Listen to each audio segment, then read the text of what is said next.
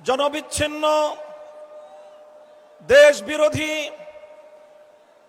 বিদেশি আধিপত্যবাদের এজেন্ডা বাস্তবায়নকারী ভিন্ন দেশের দালাল এবং ভিন্ন দেশের পদলেহী একটি গোষ্ঠী বাংলাদেশে আছে। আরেকটি পক্ষ বাংলাদেশের স্বাধীনতাকামী, বাংলাদেশের দেশ এবং জনগণের অধিকার রক্ষায় তারা তৎপর। এই হলো দুই পক্ষ। এই দুই পক্ষকে আরো সংক্ষিপ্তভাবে আমি চিহ্নিত করে থাকি বলি, বাংলাদেশ আজ দুই ভাগে বিভক্ত।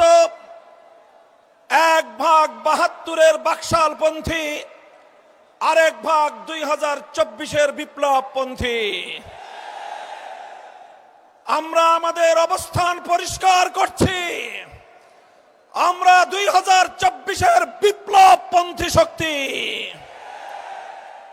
আমি সকল রাজনৈতিক পক্ষগুলোকে জাতির সামনে যার যার অবস্থান পরিষ্কার করার আহ্বান জানাই। হয় আপনি ২৪-এর জুলাইপন্থী, হয় আপনি ২৪-এর বিপ্লবপন্থী, হয় আপনি বৈষম্য বিরোধী বাংলাদেশের পন্থী, আর না হয় আপনি ৭২-এর বাকশালের দোসর।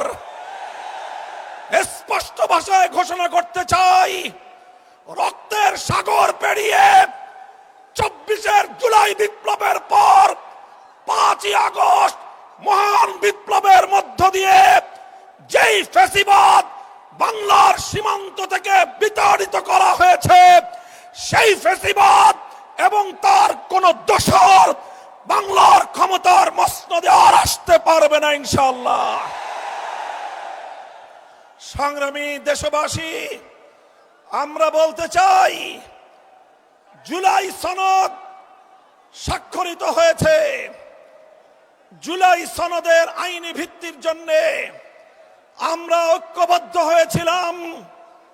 আমাদের সে ঐক্যের ভিত্তির উপর দাঁড়িয়ে জুলাই সনদের প্রাথমিকভাবে আইনি ভিত্তি কার্যকর হয়েছে, সরকারি আদেশ জারি হয়েছে। আমরা দাবি করেছিলাম জুলাই সনদকে চূড়ান্তভাবে আইনি ভিত্তি প্রদানের জন্য গণভোটের আয়োজন করতে হবে। বাংলার মানুষ সেই গণভোটের মাধ্যমে ইনশাআল্লাহ জুলাই সনদকে চূড়ান্তভাবে আইনি ভিত্তি প্রদান করবে। আমরা বলেছিলাম বাংলাদেশের ইতিহাসের এই তাৎপর্যপূর্ণ গণভোট সংসদ নির্বাচনের সঙ্গে, প্রতীকের নির্বাচনের সঙ্গে একসাথে তালগোল পাকিয়ে এই গণভোটের মাহাত্ম্য নষ্ট করবেন না। আমরা বলেছিলাম এই জুলাই সনদের গণভোটকে আগামীর বাংলাদেশের মাইল ফলক হিসেবে প্রতিষ্ঠা করার জন্য আলাদাভাবে, স্বতন্ত্রভাবে জাতীয় নির্বাচনের আগে গণভোটের আয়োজন করা হোক। কিন্তু আমরা দেখছি যারা জুলাই সনদের, যারা জুলাই বিপ্লবকে আন্তরিকভাবে গ্রহণ করতে পারে নাই, যারা জুলাই বিপ্লবের বৈষম্য বিরোধী চেতনাকে ধারণ করতে পারে নাই, যারা জুলাই বিপ্লবের ফ্যাসিবাদ বিরোধী সংগ্রামকে ভালোভাবে গ্রহণ করতে পারে নাই, ষড়যন্ত্র করে পর্দার পেছন থেকে কলকাঠি নাড়িয়ে জুলাই সনদের গণভোটকে একই দিনে বাস্তবায়ন করার জন্য বর্তমান সরকারকে তারা বিভ্রান্ত করেছে, পথভ্রষ্ট করেছে। দেশের স্বার্থে, জনতার স্বার্থে, শান্তির স্বার্থে, ঐক্যের স্বার্থে আমরা গণভোটের আয়োজন, হয়তো জুলাই সনদের আয়োজনকে এখন আমরা বলছি স্বতন্ত্র নির্বাচনের মাধ্যমে আলাদা দিন গণভোটের আয়োজনের মধ্য দিয়ে জুলাই সনদ কার্যকর করার এই ঐতিহাসিক পদক্ষেপকে যেন বর্তমান সরকার তার প্রাপ্য সঠিক মর্যাদা দান করে। বলতে চাই, যদি এটা করতে ব্যর্থ হন, ইন্টারিম সরকার ইতিহাস আপনাদেরকেও ক্ষমা করবে না। ইতিহাস কাউকে ক্ষমা করে না। মনে রাখবেন, ইতিহাসের দায়ে পরিশোধ করতে পারবেন না, কলঙ্ক নিয়ে বিদায় নিতে হবে। পরিষ্কার বলি আমরা, ইনশাআল্লাহ যেই ফ্যাসিবাদ রক্ত দিয়ে বাংলাদেশ থেকে বিদায় করা হয়েছে, বিদেশি প্রভুদের এজেন্ডা বাস্তবায়ন যারা করার জন্য আমার বাংলার স্বাধীন জনপদকে যারা ব্যবহার করেছে, আজও যারা স্বপ্ন দেখছে বিদেশি প্রভুদেরকে খুশি করে আবার ক্ষমতার মসনদে আসবে, তাদেরকে বলতে চাই, বাংলাদেশের মানুষ আজ ঐক্যবদ্ধ। বাংলার মানুষ আজ রাজপথে অবস্থান নিয়েছে। আমরা রাজপথে নেমেছি জুলাই সনদ বাস্তবায়নের গণভোটে হা বাক্সকে বিজয়ী করার মধ্য দিয়ে আগামীর বৈষম্যহীন ফ্যাসিবাদ মুক্ত বাংলার ভিত আমরা তৈরি করব ইনশাআল্লাহ।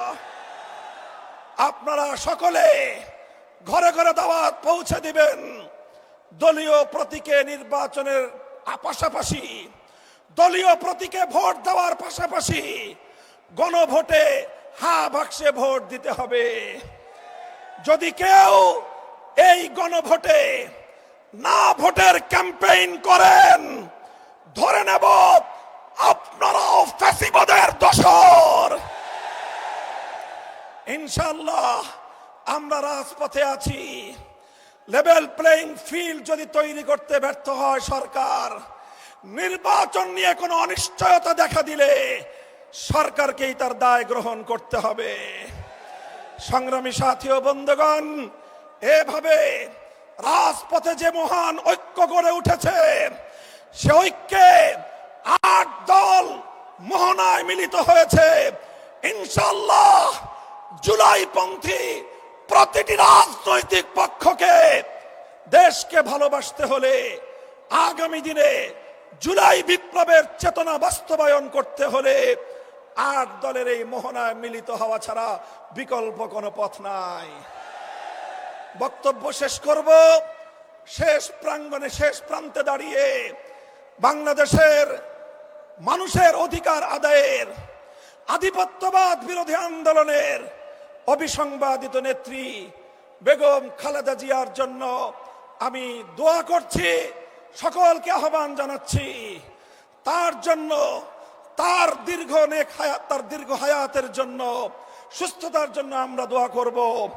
দলীয় সংকীর্ণতার ঊর্ধ্বে উঠে দেশ এবং জাতিকে ভালোবাসতে চাই আমরা। আমাদেরকে বিরোধী পক্ষে ঠেলে দিয়ে আমাদের সঙ্গে যদি কেউ বিরোধ তৈরি করতে আসেন, আমাদের শান্তিপ্রিয় চলার পথে যদি কেউ প্রতিবন্ধকতা তৈরি করতে আসেন, রাজপথে মোকাবেলা করব আমরা ইনশাআল্লাহ। এই প্রস্তুত থাকবেন তো? জীবন দিতে হলে জীবন দেব, রক্ত দিতে হলে রক্ত দেব। দেশ এবং জাতির প্রশ্নে কারো কাছে মাথা নত করব না। দেশের প্রশ্নে কোনো আপোষ করব না। মাথা নত করেছি একজনের কাছে। কার কাছে?